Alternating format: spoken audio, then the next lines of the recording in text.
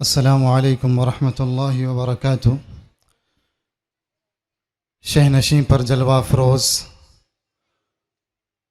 مشہور و معروف شخصیت، ہم سب کے مخدوم و مربی، آج کے اس پربہار محفل کے اجلاس کے مہمان خصوصی حضرت مولانا افتخار محسن صاحب دامت برکاتہم رشادی، اور اسی طرح میرے مشفق و مربی محسن استاد مولانا ابراہیم صاحب جامعی دامت برکاتہم، اسی طرح میرے اور ایک مشفق اور محسن مخلص مولانا عبدالوہاب صاحب ندوی دامت برکاتہم، اور گنگولی جامعہ مسجد کے امام و خطیب حضرت مولانا مزمل صاحب دامت برکاتہم، اور اس علاقے کے عمائدین قوم و ملت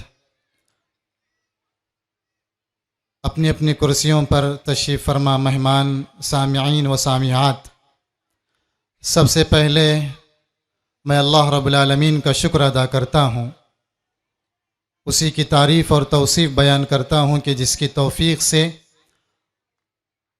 اللہ رب العالمین نے اس ادارے کے تمام ذمہ داروں کو اس بات کی قوت اور طاقت دی کہ وہ 2 دن کا عظیم الشان جلسہ انعقاد کر سکیں۔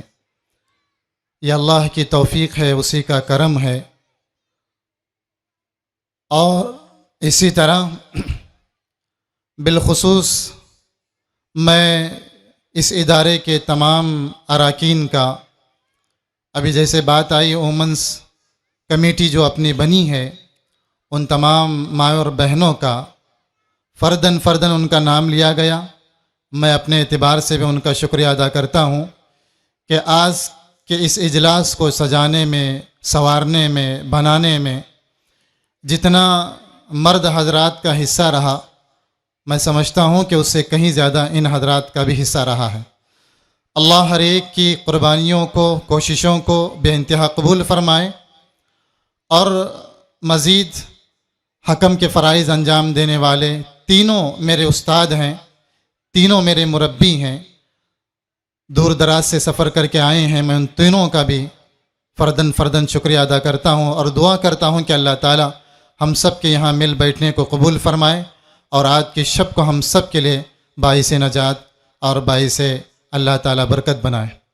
حاضرین گرامی، چونکہ رات کافی ہو چکی ہے، کوئز کے اعلان اور سیرت کے نتائج کے اعلان بھی کرنے ہیں، اور مکالمے کے اعلانات بھی کرنے ہیں، نتائج آپ کے سامنے رکھنے ہیں۔ 5 منٹ میں اپنی بات آپ کے سامنے رکھوں گا۔ میرے عزیز بھائیوں، مہمان خصوصی دامت بھویوزہم نے بہت ہی قیمتی باتیں رکھی ہیں۔ در حقیقت آپ کا ایک ایک لفظ اور ایک ایک جملہ ہم سب کے لیے مشعل راہ ثابت ہو سکتا ہے اگر ہم ان باتوں کو عملی جامہ پہنانے کی کوشش کریں۔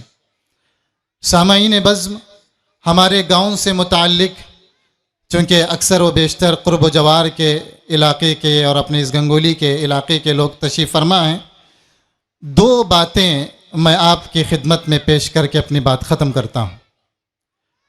پہلی بات یہ ہے، میں نوجوانوں سے مخاطب ہوں، میرے عزیز نوجوان بھائیوں اور دوستوں، زندگی میں اللہ رب العالمین نے ہم سب کو بڑے مقصد کے ساتھ پیدا فرمایا ہے۔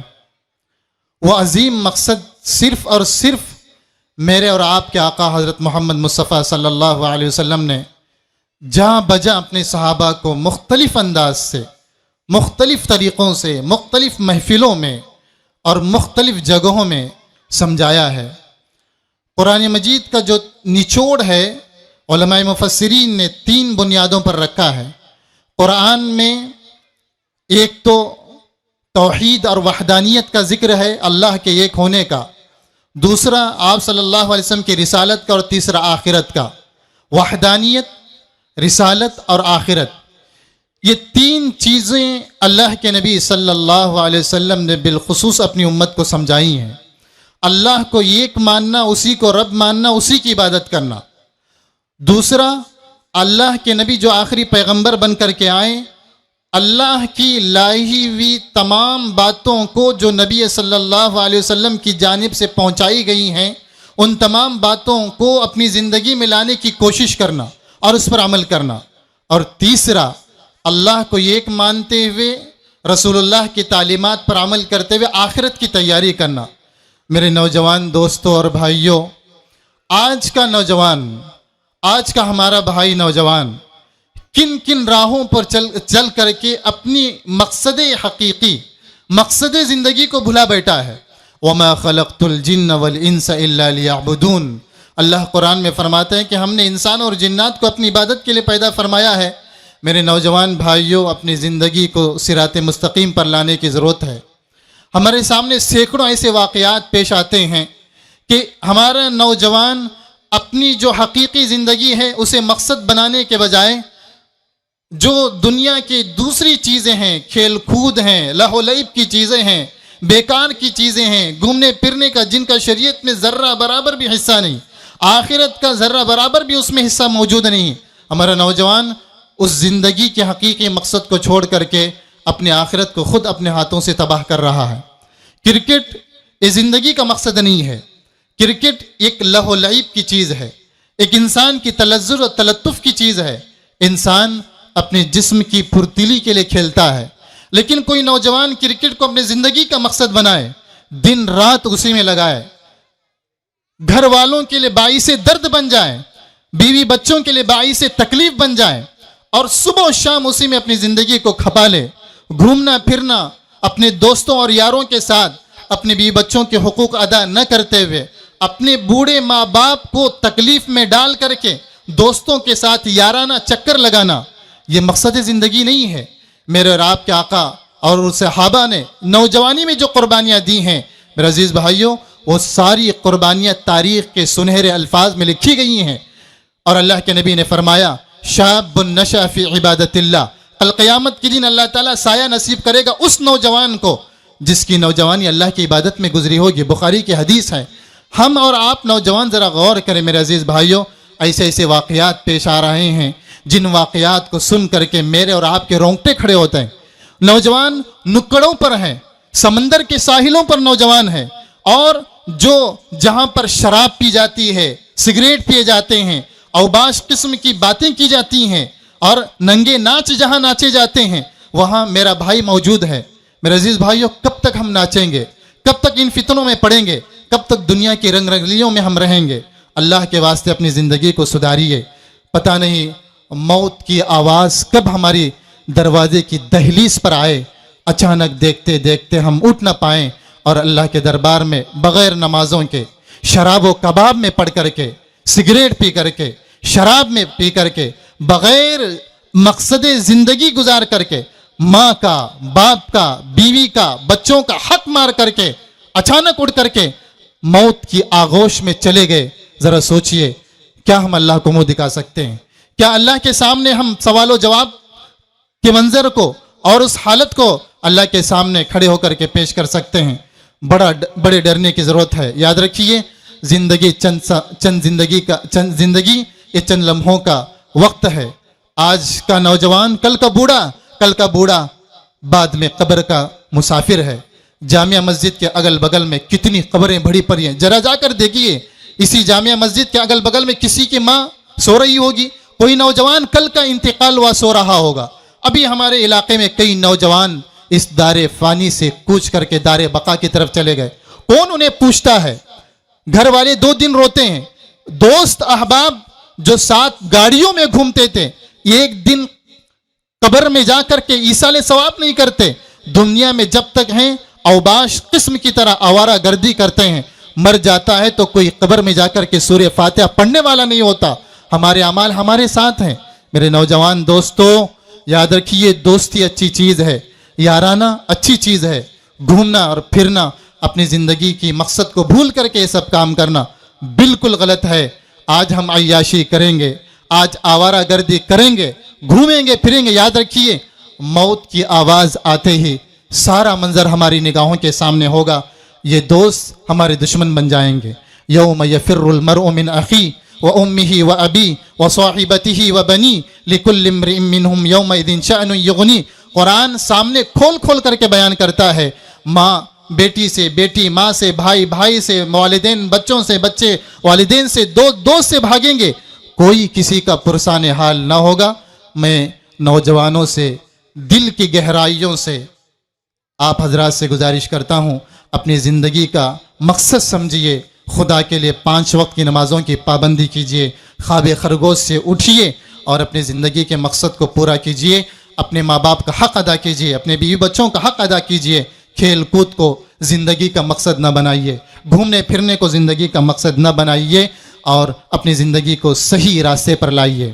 دوسری بات میں عرض کرنا چاہتا ہوں، ہمارے بہت سارے مسلمان آج کل معاشرے میں حقوق کی ادائیگی میں بہت پیچھے ہیں۔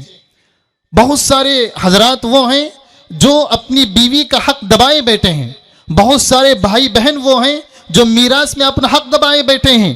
آج بھی کتنی زمینیں ایسی پڑی ہوئی ہیں، نسلیں گزر گئی ہیں، لیکن ان پراپرٹیوں کا، ان زمینوں کا اور ان گھروں کا ابھی تک صحیح میراث میں شریعت کے مطابق تقسیم نہیں ہوا۔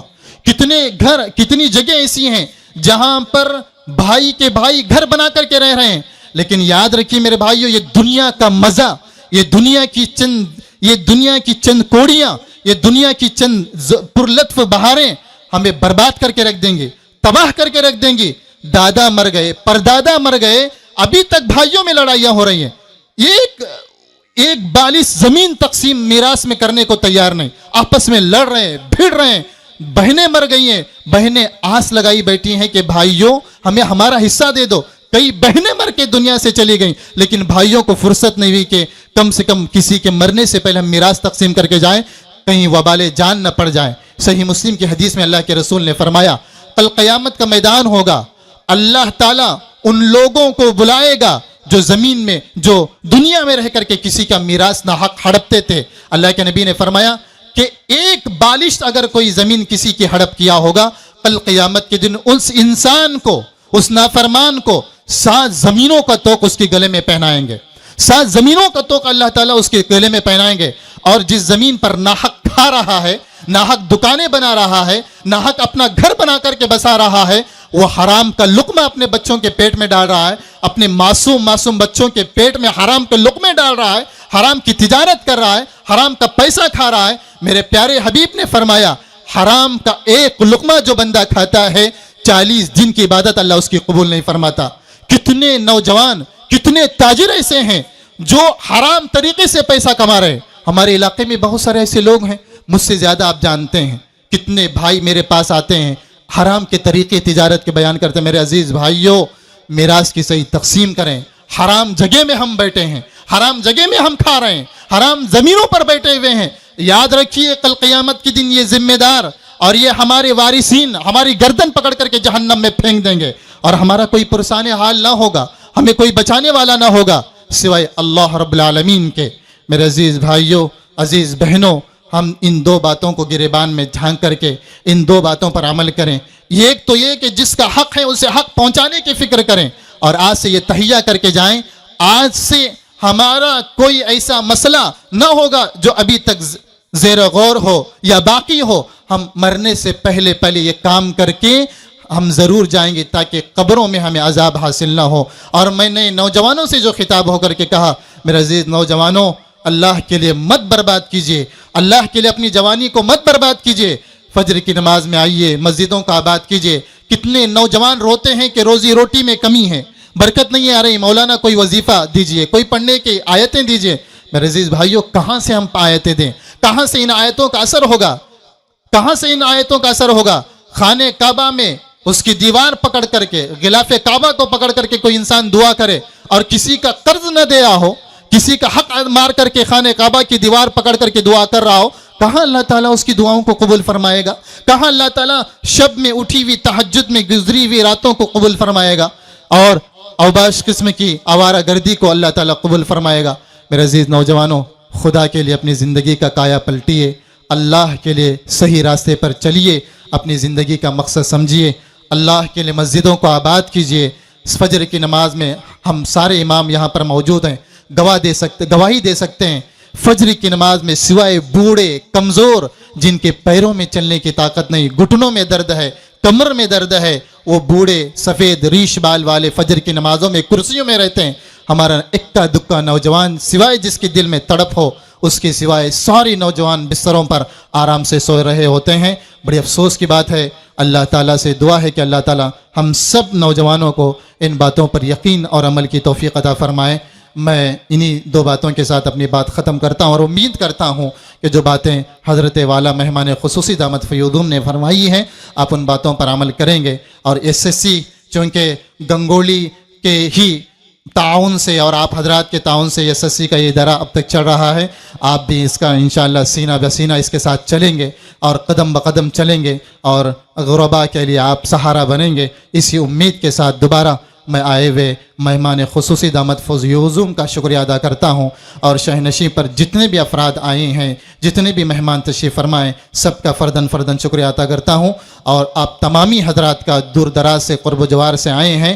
اللہ تعالیٰ سے دعا کرتا ہوں کہ اللہ آپ سب کے آنے کو بے انتہا قبول فرمائے اور اللہ اس 2 دن کے پروگرام کو ہم سب کے لیے باعث نجات اور باعث خیر و صلاح اور فلاح بنائے. اللہ ہم سب کو قبول فرمائے. وآخر دعوانا ان الحمد للہ رب العالمین.